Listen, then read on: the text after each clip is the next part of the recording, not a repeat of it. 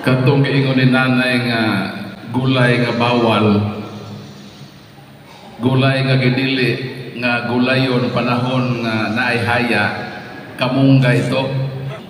Ang giingon sa patuo-tuo sa katigulangan nga dili kono magulay o kamunggay, kay kung magulay o kamunggay pangharoson magun ang kamunggay.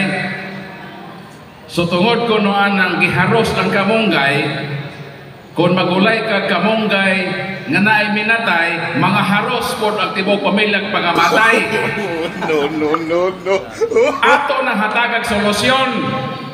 Kung maunay problema ng haroson, magluto na imo gulay, ayaw harosa. Buha di balwa ditso sa imo sinabaw.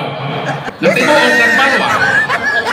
So ngano ato man mandatuhan ang atong kaigsuon ng Katoliko ni anang mga patuo-tuo, kinsa may naghatag og authority nato na tumano nato ng pagdili sa patuo-tuo nga ang simbahan man ang gitagaag authority. Mateo 16:19, unsay imong idili, ang simbahan ang makadili.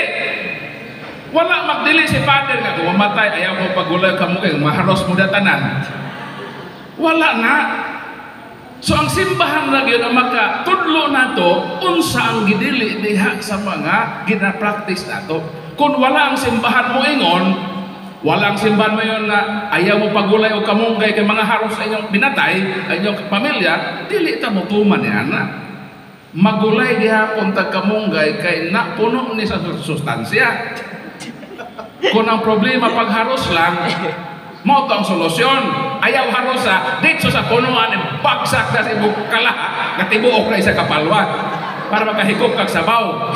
Kaya kinalagang matyan ta mabilar-bilar ang ato immune system magkaluya, magkasakita, at least makatabang tong kamunggay nga maka-fight sa atong resistensya panahon sa kaguol nato sa pagatubang da sa kamatayon. Balikon ko, ang simbahan ra ang makahatag og mandatos unsay mga gidili.